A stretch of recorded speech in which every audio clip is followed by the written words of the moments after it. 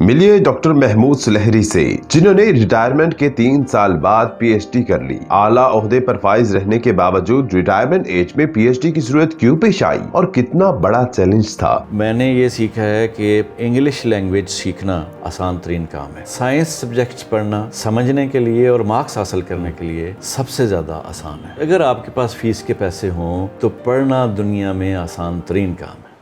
Urdu point کی videos دیکھنے کے لیے ہمارا چینل سبسکرائب کیجیے اور بیل کے آئیکن پر کلک کیجیے تاکہ آپ ہماری تمام آنے والی ویڈیوز سے باخبر رہ سکیں۔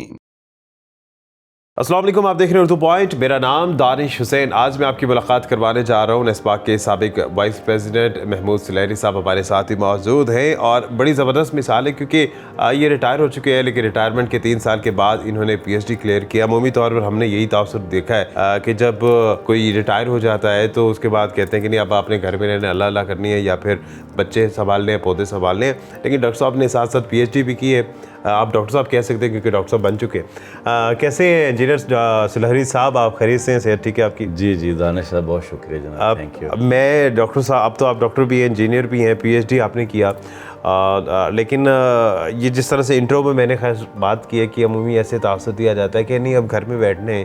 اب آپ نے اور کوئی کام نہیں کرنا۔ آپ تو خیر ماشاءاللہ سعودی عرب رہے ہیں، آپ نے عمرے اور حج بھی بہت زیادہ کیے ہیں، لیکن عمومی طور پر یہ کہا جاتا ہے کہ اب جی گھر کے کام یا پوتوں کو، نواسوں کو سنبھالنا ہے۔ آپ اس کے برعکس گئے، پی ایچ ڈی کیا، فائنینشیل ڈیزائر تھی یا پھر اکیڈیمک اچیومنٹ کے لیے کیا؟ اصل میں دیکھیں جی، میں نے ساری زندگی جو ہے اپنے آپ کو چیلنج کرتا رہا ہوں مختلف طریقوں سے، اور اسی لیے میں نے جب انجینئرنگ پاس کی 1981 میں، اس کے بعد پھر درمیان میں ماسٹرز کی پیپرز لکھتا رہا اور اس طرح سے لیکچر دیتا رہا، تو یہ ایک کنٹینیوشن تھی، اور میں نے اس میں ایڈمیشن 2016 میں لیا تھا، ٹھیک ہے، جب آئی واز آن جاب۔ تو اس کے بعد پھر کووڈ آ گیا، چیزیں ہوئیں، تو میں نے سمجھا کہ یہ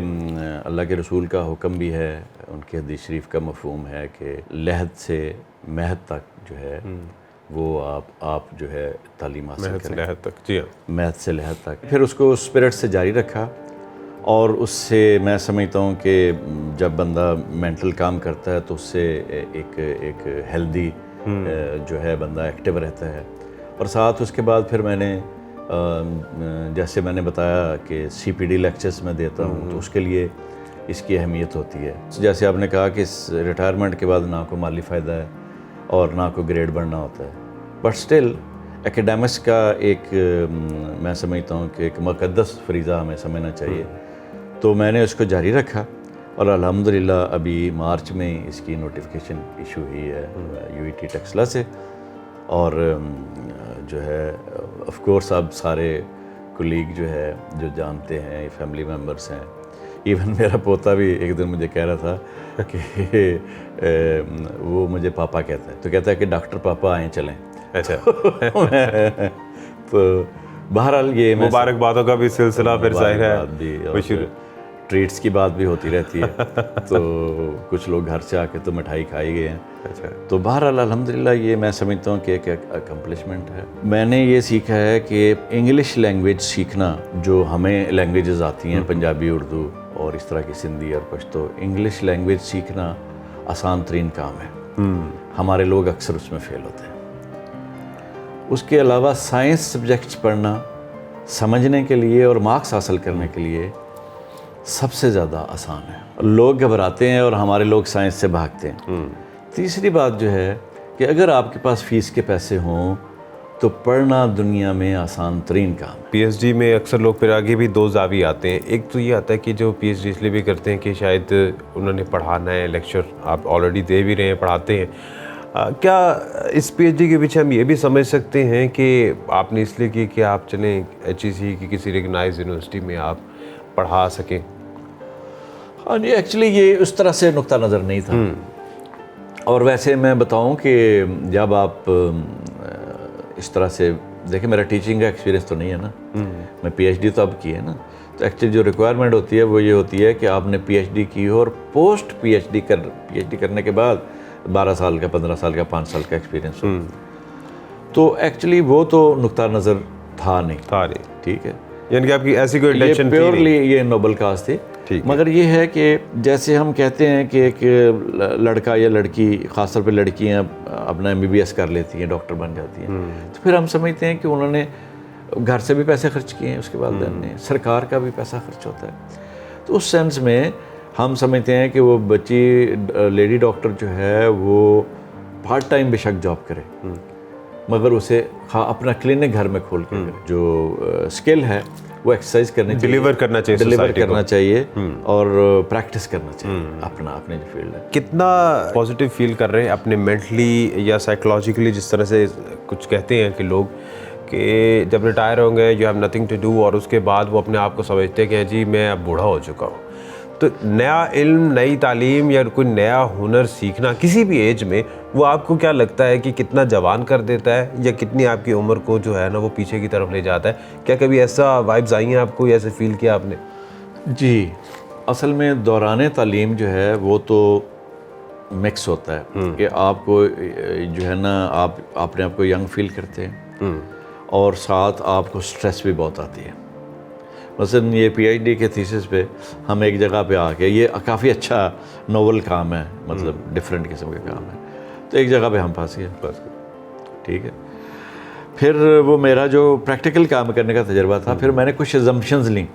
ساری سائنس پہ ایزمپشنز ہوتی ہیں، تو میں نے ایزمپشنز لیں کہ یہ اگر یہ ایزیوم کر لیں، اگر یہ ایزیوم کر لیں، اگر یہ ایزیوم کر لیں، ہم راستہ کھل گیا، ٹھیک۔ پھر ایک جگہ پہ آ کے مسائل پیدا ہوئے کہ ڈیٹا میچ نہیں کر رہے،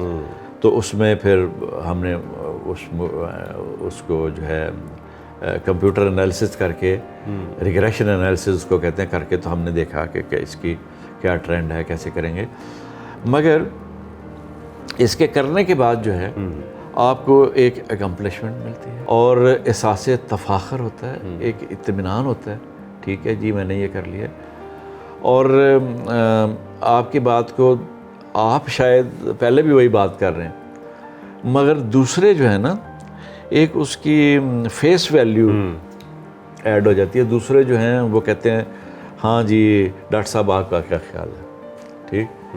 تو اور جیسے میں نے کہا کہ PhD کی آسان ترین جو ڈیفینیشن ہے وہ یہ ہے کہ آپ اویلیبل نالج میں سے ایک نئے پرابلم کا سلوشن نکالتے ہیں، ٹھیک، بائی سم نیو ایکسپیریمنٹیشن، ٹھیک، اور انڈیپینڈنٹ آپ ایک as a single person, not team of 2 person 3 person، no, a single person with the help of your advisor, with the help of available literature and your additional experimentation, you develop an idea and a solution to your problem. یہ پھر زندگی بھر آپ اس کے مطابق پھر آپ کی ایک ٹریننگ ہو جاتی ہے کہ لاجیکلی کام کرتے ہیں۔ ان دیکھنے والوں کو جو یہ سوچتے تو ہوں گے کہ ہم آگے پڑھیں، اپنی اسٹڈی کو کنٹینیو کریں ریٹائرمنٹ کے بعد، لیکن وہ اس لیے رک جاتے ہوں گے کہ نہیں جی اب ہمارے جاننے والے کیا کہیں گے، یہ کون سی عمر ہے پڑھنے کی، ان کے لیے کیا پیغام ہے یا آپ کے لیے کیا موٹیویشن تھی؟ میں نے 2016 میں اس میں ایڈمیشن لیا تھا۔ میں ایک مثال دوں گا کہ مجھے کبھی احساس ہوا جب میں مڈل اس پہ اپنے کریئر پہ تھا، احساس ہوا کہ میں چند بندوں کی میٹنگ تو اٹینڈ کر لیتا ہوں، مگر شاید اگر زیادہ بندے ہو جائیں، مطلب 50 بندے ہو جائیں تو میں بھی میرے لیے مشکل ہو، تو میں نے چند کورسز بنائے، اور میرا ادارہ جو ہے نیسپا، اس میں ایک لیکچر ہال ہے، ٹھیک ہے جی، تو اس میں ٹریننگ سینٹر میں میں نے وہ لیکچر دینے شروع کر دیے، اور ایک وقت ایسا آیا کہ پاکستان انجینئرنگ کونسل پہ میں نے ایک لیکچر دیا، کوئی میرے خیال میں 5-7 سال ہو گئے ہیں، تو اس میں 200 سے زیادہ جو ہے پارٹیسپینٹس تھے۔ میرے والدین مجھے بتاتے ہیں کہ جب میں اسکول سے آتا تھا تو میں دوپہر کا کھانا، یعنی ظفروال میرا آبائی قصبہ ہے، تو وہاں ہائی اسکول سے جب میں واپس آتا تھا تو دوپہر کا کھانا مجھے میری والدہ مرحومہ اللہ بخشے کہتی رہتی تھی کہ آپ پہلے کھانا کھاؤ، تو میں کہتا تھا پہلے میں نے ہوم ورک کرنا ہے،